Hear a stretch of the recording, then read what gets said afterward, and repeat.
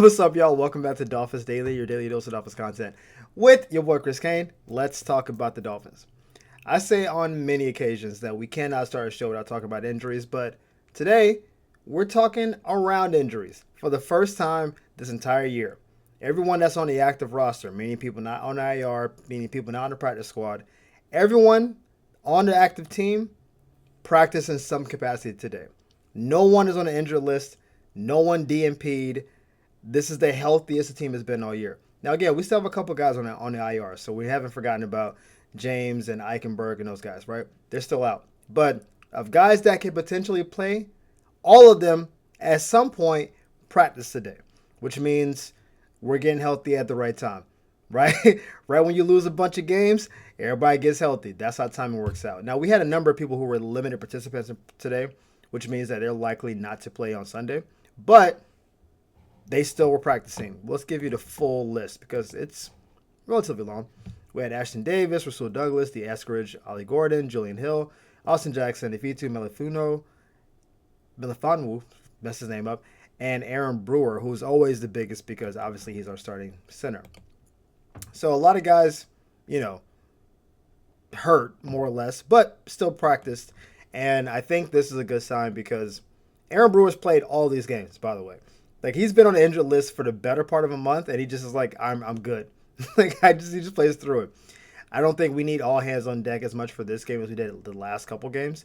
But the idea that we're all getting healthy at the same time means that possibility of making that run is just floating out there. I know it's like, yeah, Chris, you got to win 7 games in a row. I got it. It's unlikely, sure. But I do believe the Patriots are currently on a 7-game winning streak. Don't quote me. I'm just saying within our division, it's already happened this year. It's there. And one of the biggest things, our schedule gets weaker in the second half. We are getting healthier. The team ideally should get better. Some of those younger one-year type guys should get better at their job, we would hope. Want to see an emergence with Kenneth Grant and Jonah. Of course, we want to see all that stuff. But being healthy means we're putting the best product on the field. So if we lose, this can't be, oh, we got third and fourth string guy playing. Like, we are playing our best guys. And we're hoping that they do their job. But this is just good news. I hate seeing the injury report and you just see all these guys out, concussion, whatever. Chop was a full participant today, by the way. So, he's done with the concussion. We talked about him almost certainly playing on Sunday. Him not being limited today, pretty good sign he'll play on Sunday, so we're happy about that. I would love to see Rasul get on the field, but I don't know. Because I want to see him and Juju play together. That's like what I'm looking at now to see, do we have a duo at corner? Could this be a thing? And then James Marshall in the slot, like, do we? Wait a minute now. Do we have a guy? Like, I just want to see it, but, he's been limited for the last couple of weeks, so I don't know if he'll play or not, but one can hope. I was going to do this story maybe 3 weeks ago because Jacoby Brissett has supplanted Kyler Murray as the quarterback in Arizona, and I was thinking, like, man, they gave Kyler a contract right before Tua, and they probably regret giving him the contract. I know a lot of Dolphin fans regret us giving Tua a contract. But I was like, man, Kyler Murray does a lot of things that we would need here. And then Tua probably does things there that they would need. Would that swap work? And the contracts aren't the same. Tua's contract is a bigger contract than Kyler Murray's is. Like, he gets paid more per year. But Kyler's money extends a little bit further out. So I was looking at, like, could we do it logistically? It's too many numbers to get into, but it's like Kyler does about $48 million a year. Tua makes $53 million a year. And, the signing bonuses, there's stuff in there. But one of the biggest issues that we have is that Tua's not particularly mobile, right? Where he is. And he doesn't want to get hit.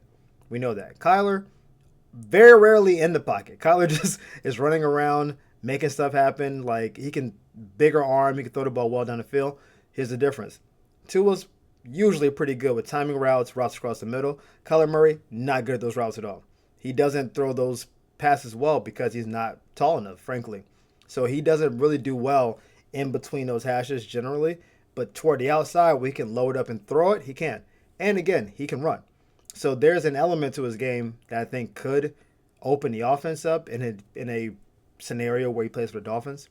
But him being on schedule, making throws that are timing based, never been his super specialty. For Arizona, it looks like Jacoby Brissett, if you think of what he does on the field, is a big version of what Tua is. Jacoby is more mobile than Tua probably is at this point, but he's not super mobile. He is in the pocket. He's reading defenses. He's making throws. He throws a lot of balls across the middle. He he just is he sees the throw, make the throw, move on. Not a lot of flash, not a lot of sizzle. He's just solid. He's just solid. I don't know what to tell you. He's just a solid quarterback, and I think that's what Arizona wants, right? I think their coach is it Gannon? Is that his name? He was with Philadelphia, and now he's down there. What he wants is somebody who runs the plays that he calls, and Kyler will be like, I see the play you're calling, I'm going to do my own thing. And then Kyler also gets hurt a lot. So the thing that would possibly derail some kind of Tua for Kyler swap would be, one, Kyler gets hurt a lot. The second thing is a lot of people don't know if Kyler really is fully in on football. And I got pushback from some Arizona Cardinal fans who were like, those reports were erroneous or they were taken out of context. He's locked in. The video game stuff was years ago. Let that stuff go. I'm going to believe the fans who told me that because I'm not a Cardinals fan. I'll believe that. But I do know that Kyler shows flashes of amazing play. Like, whoa, that guy could be, all pro, maybe Pro Bowl, eventually MVP type. You can see the games where he's throwing for 250, running for 100, getting out of the pocket. He does all the electric stuff. And then he'll get hurt. And you're like, oh, man. And he'll be hurt for a while. And then I don't know what his leadership looks like. There's little things that just undercut his game. But the skill is through the roof. He's definitely more talented than Tua is. On the flip side, Tua's issues are he has not shown himself to be a particularly good leader. Awful at the press conferences. Kyler Murray, not too much better, but Tua's just been awful with the microphone. Concussions, giant issue. Immobility, giant issue. So you will be trading one problem for the next. And basically, both teams are trying to get off of each other's contracts to do what they do. It's not a perfect scenario. I think both players could benefit from a different scenery. I don't know if this would ever go down, but I don't think it would be like a total disaster. I can see a scenario where it kind of works, but this is very much in the what could possibly happen, wish fulfillment kind of situation. But in terms of them wanting to dump his contract, us wanting to get off Tua's contract, there's a way they can make it happen. I will be curious to see what a Kyler Murray looks like in this offense, but it's hard to even see that far. I mean, Kyler's not playing now. Technically, Kyler Murray can play. He's just been benched for Jacoby Brissett, which, what are we doing? So it's a thing. Just keep your eye out for it. I'm not saying it's going to happen anytime soon. I'm not even saying it's going to happen at all. I'm saying people said Dolphins can't trade Tua's contract. You probably can, but you got to take on Kyler Murray's contract. And that becomes a different conversation. Is that worth doing, or do you just bite the bullet with Tua for one more year and then get out of it with no more guaranteed money? Who knows? We'll see what happens. Oh, no. So we have been talking about contracts and players and all that stuff for some time now. Devon Achane has not come up in terms of his future with the team outside of the fact that he was basically untradeable at the trade deadline, as he should be. He's the best player on our team. But we haven't talked about an extension with him because running back extensions are a whole different thing. Saquon kind of messed the market up because he got an extension last year where he now gets $20 million a year. But Saquon is also having his worst season so far. And then Christian McCaffrey got a contract where he gets $18 million a year. And then last year, he missed most of the year. He's playing well now. But, we're all kind of like, is Christian going to stay this guy? Or is he going to, drop? We don't know. We know behind these guys are a couple people who are coming for contract. Jahmyr Gibbs is the biggest person coming for a contract because I think he's more integral to their offense. And I think David Montgomery will be traded or let go in the offseason. So it'll be more Jahmyr's team. Bijan Robinson's a different dude because Atlanta, I don't think, knows how to use him properly. In a weird way, even though he's great, I don't think they're getting the most out of him. So it could suppress his value because he's not that. Breece Hall was this close to being traded to the Chiefs at the trade deadline, but most people believe that Breece Hall can be really good.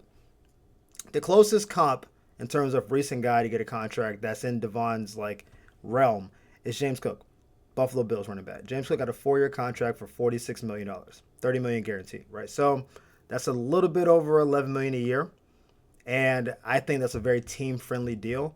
Do I expect Devon to take that kind of a deal? Who knows?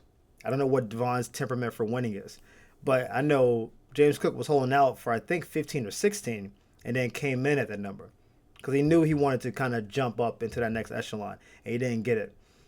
I think a reasonable contract for Devon would be 13 to 14 million a year over 4 years. So let's say 4 years, 52. That puts him right at 14 million. So he's not jumping over where Christian McCaffrey was. He obviously is not touching Saquon's contract, but he's going to come in behind the eventual contracts of Jahmyr Gibbs, um, Bijan, and I think Brees Hall will actually get around the same. I think they will end up at the same number because Brees Hall hasn't been consistently healthy either. So whole thing there. The biggest question is, what if Miami decides not to give out another long-term contract, right? The Tua contract is a big kind of albatross for the team at the moment. And the franchise tag for running backs is different than most other positions. Franchise tag for receiver, you're paying 25 plus million. That's a big thing. For running backs, it's 13.6 million. So if they want his contract to be 13, 14 million, they could honestly get him through the end of next year, franchise him, get another year for 13.6, and then revisit a contract extension then. And at that point, he'll be going into his 26-year-old season. We'll see. Do you want to pay a small back who may wear down over time, big time money? Or do you want to have him play his full rookie deal out, franchise him once, 13.6. Second franchise would be between 15 to 16. But then, year 7, do you want Devon to still be the running back, or do you want to draft another version of him and start over? It's not the worst idea ever. It would be bad for Devon Achane. Like, I'm sure he wants a contract. Pay me. But the team that has given out contracts to a number of players that they probably regret at this point, if the idea is, hey, we've been mismanaging our books. They gave Tua too much money. We gave Jalen a bunch of money. We gave Waddle, Tyreek. We gave Zach just a bunch of money. Let's let Achane play it out. Then franchise it again. And if that end of that 6th year, he's still like that dude, then we give you a 3-year contract. 3 years, $15 million, $45 million contract. Something like that. But what if you get hurt in the next 2 years? Or start falling off? Then you don't get burned for the long-term contract. Yes, in the franchise tag year, you have to pay that full money now. You don't get to spread that money over time. That's the effect of the franchise tag, right? But if you're rebuilding the team, which we are likely to do over the next couple of years, you want flexibility. So the franchise tag, I'm paying you right now, but I'm not tied up with you long term. It might be the smarter team move. It's definitely the worst move for Devon. But if you take some kind of team-friendly deal, like James Cook did, then maybe we say, you know what, if you're going to take James Cook type money, 11, 12 million, then maybe we can justify that. Maybe the first 3 guaranteed. Then the 4th year we can void. We'll figure it out. But I think it depends. I don't know what the new management is going to want. We have a new GM coming in soon. So maybe they don't want to be tied into a running back until he's 28, 29 years old. They might want to just be like, we'll let it play it out. And if you ball out and we have to trade you during the year, like mid next year, because we don't want to extend you, those are the breaks. It might actually be better because if you keep balling, we got you for a 3rd round pick. If Devon Achane got traded now, he would garner more than a 3rd round pick. So, I don't know. There's a lot that can happen there, but if he does get a contract extension, I would expect somewhere between 4 years and $52 million, or like a 3-year, like bigger contract, more like the 44, 45 million range. We'll see. This story is not even really a story. It's just something that's kind of cool. So obviously Patrick Paul's been our left tackle all year. Patrick's been really good. He was talking big noise in the offseason. We appreciate that. And we're playing the Commanders in Madrid this Sunday. And he'll be playing against his older brother, Chris Paul. I know I saw this like, Chris Paul? Not that one. His brother plays guard for the Commanders. And apparently during the year, they haven't really like interacted at all because they're locked into the seasons. They're kind of doing their own thing. And they were able to meet up yesterday and just kind of go around the city and just like, just be brothers. And I just thought it was a cool story to be like, because they're both offensive linemen, so they don't actually play against each other.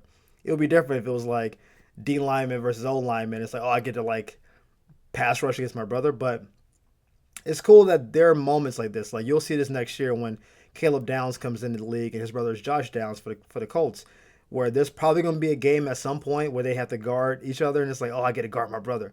And I never played football with my brothers like at the same time. So I don't have any of these personal stories of, yeah, my older brother was my receiver. I was a DB. We don't have those stories. But I think it would be cool to just see it play out. There are a lot of brothers in the league. Like we've seen the Gronk brothers and the Watt brothers, and like there's a lot of these guys that float in the league that's like, oh yeah, that's the Diggs. It's like these are people, but it's just always a cool story because yes, they're athletes. Yes, we put them on some kind of athlete pedestal, but ultimately, like that's my older, younger brother. You were probably in the backyard at some point playing with your folks, thinking one day we're gonna make it. And now they're playing the first game in Madrid ever, so they get to break history and do that. There will almost certainly be a jersey swap between the two of them. I don't know if their parents are going to be there, but they'll figure that part out. It's just like a cool little story that they'll probably highlight at some point during the game. Like when they come out, it's like, now if that last name sounds familiar, his little brother plays with the Dolphins. Like, so when it comes out, don't be like, oh, no one told me. I'm telling you right now. It's a thing.